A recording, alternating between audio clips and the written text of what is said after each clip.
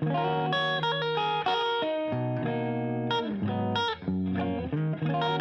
go. Welcome to Truck Your Podcast. My name is Sebastian. My name's Jose, guys. How you doing? Good. Good. Long day today. Yep, another long day. Another long day. We are, Switched it up this time. We're outside in front of the shop. yeah. And if you're watching and not listening, you see the shop in the back, and it's so nice outside. I decided to pull a table and our picnic table and shoot it outside. So what are we going to talk about? What's the theme today? Pros and cons on transmissions. Automatic versus manual. Automatic versus manual. Why did we decide to do that topic? We had a customer come in with a tow, no start, and turns out he needs a TCU. That's one. Second, we're buying iShifts. We're buying iShifts right now. So I've had I had a conversation with one of our customers actually recently because he's buying trucks and he was asking me my opinion. And we thought we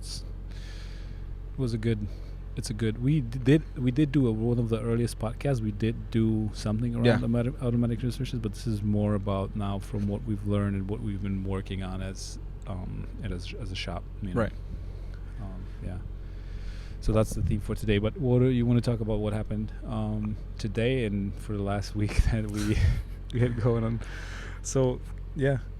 So we had a accessory drive and fuel pump failure on one of our D12s. It's a common issue on those. It is. The truck is going to go up for sale, and we're fixing it, and we're retiring a decent amount of D12s. And that's pretty much not a big deal versus the transmission, and I would say the DOC that we just got pulled in. DD13. Yeah. Clogged up.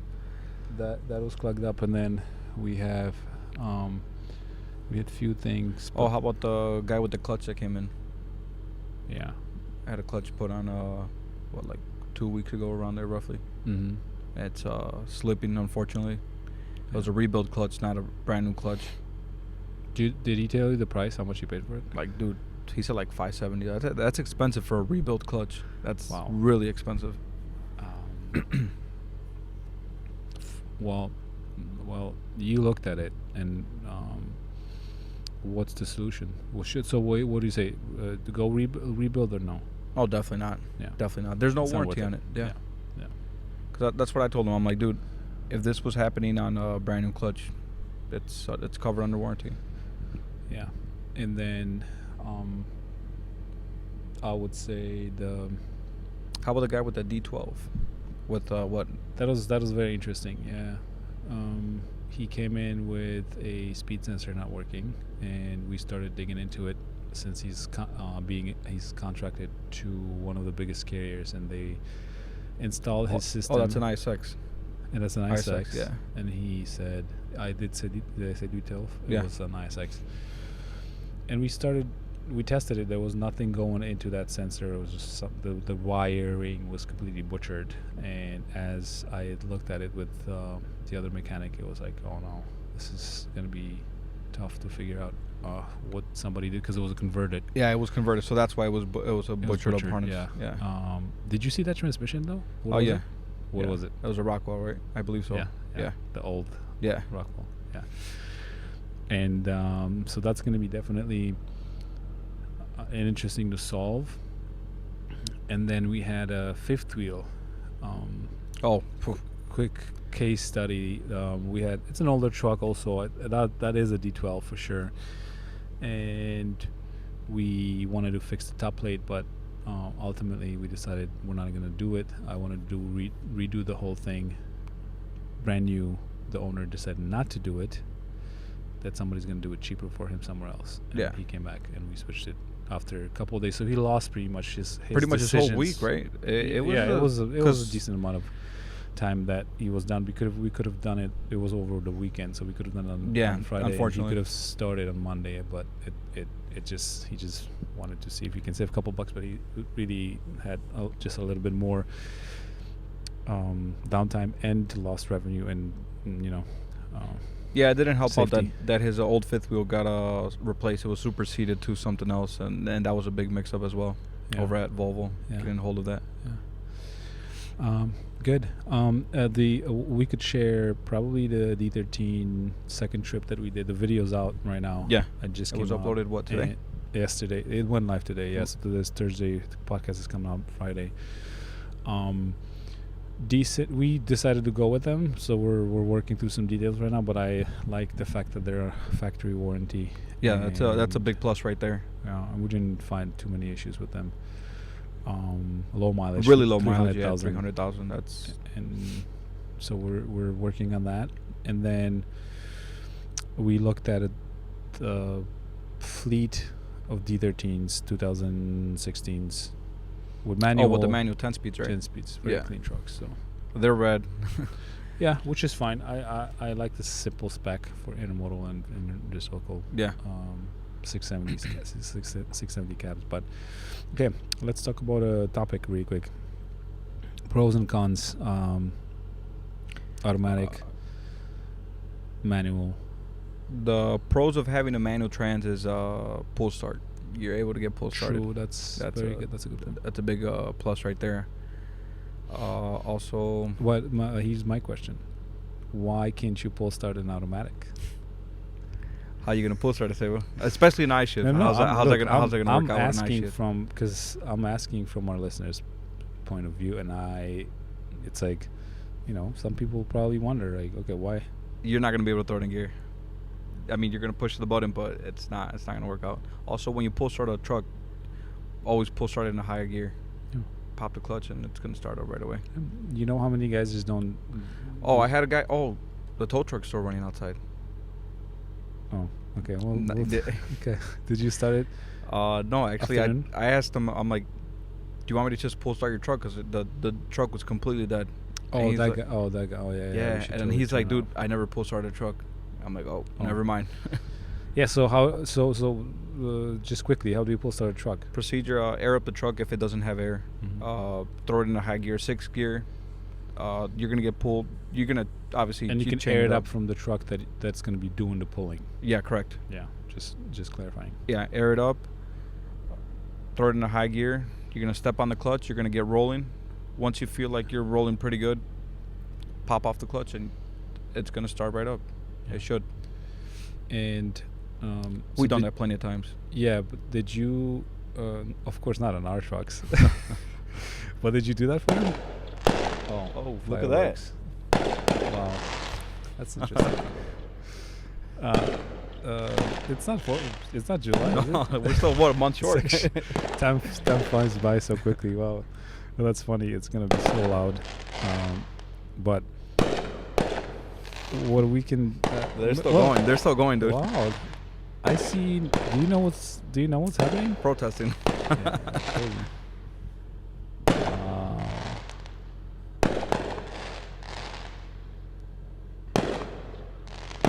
Anyway, should we? I don't know. It's gonna be going on for a while. Look at them; they're just non-stop coming up. All right, that was it. Hopefully. Yeah. Okay, so we have to turn off the truck, but please let's not forget because that's gonna be running all night. Yeah. I don't think we have fuel. Much fuel in it. Yeah, I just thought about it right now. But so pull start. Okay, so we explained that. So pros, cons of automatic. What else? I would say it's a lot cheaper. You don't have to worry manual. about. Yeah, to run the manual, a lot cheaper. Mm-hmm.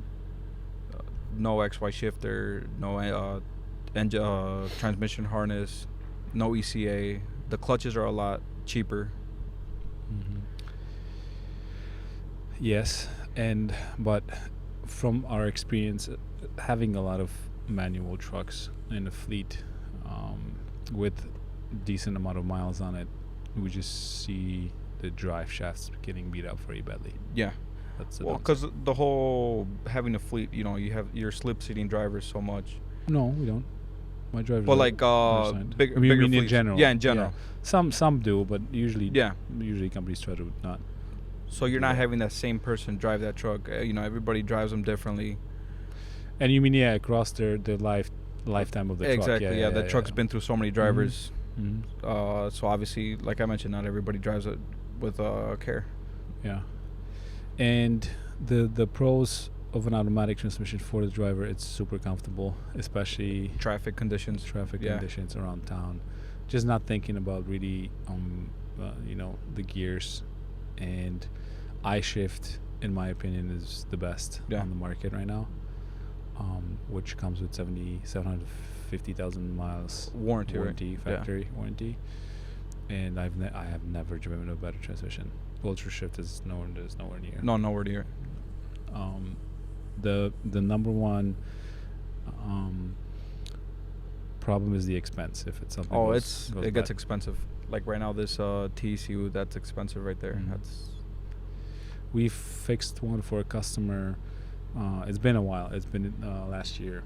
when we did that ECA and the clutch, right? Yeah. Clutch. Yeah. Yeah, the clutch went out on that completely. The bill was steep. The big price on that clutch, it was a lot more. What? How much was that clutch? Like 26 around there, maybe Mhm. a little bit more. Mm-hmm. Plus So- the ECA, because we put a new one in. ECA, yeah. Mm-hmm. And then that truck was at around 800,000 miles. It's Yep. been running for half a year now. We haven't had any problems with it, and it was just in the shop, so we checked the codes. Everything was fine, but there is a risk of if your iShift is gonna. And in that case, it was not an iShift. Yeah. It was Ultra Shift. Ultra shift. But if it goes out, then at that mileage, 800,000 miles, it's starting to pile up as far as. Yeah. Plus, pull start. You mentioned one thing, but I would say,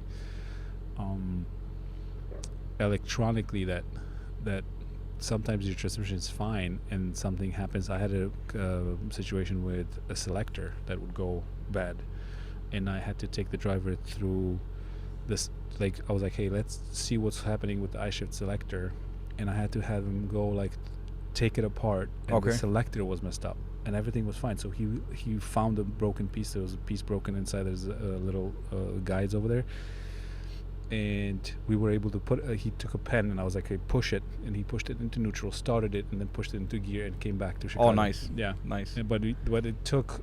It was a skilled driver. I don't think he would be able to do that with anybody. But the point is,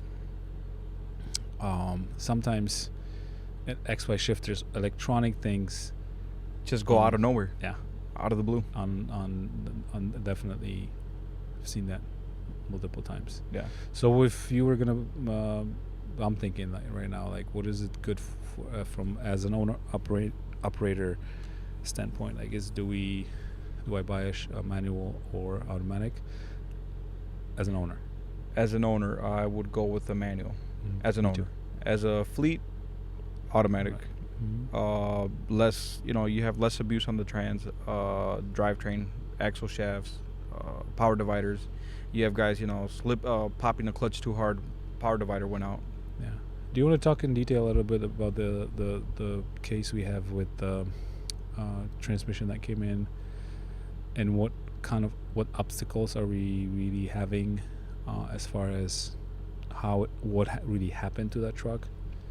Yeah, so the driver claimed that he was at a customer, shut the truck off, went to start it back up, would not start. He thought it was a starter. I believe he called somebody out there to help him out, and they tried to jump the starter. Obviously, it started up, but he hopped in the cab, and he realized that the indicator was not reading anything. It wasn't even throwing FN, neutral, It was dead. nothing at all. It was completely dead. So that's when he went to go ahead and called the tow truck, got towed in. We plugged in our laptop, no communication with the transmission at all.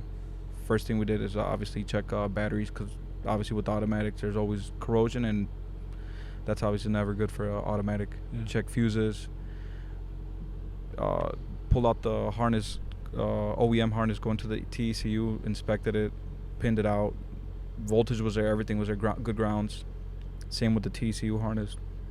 Everything was good. It came down to the TECU. Yeah. But then when we put a used one just to check it, Yeah. then we found more stuff. Yeah. Right. Yeah. And because we were able to test it, and now we're looking at a few $1,000s of On repair. yeah. And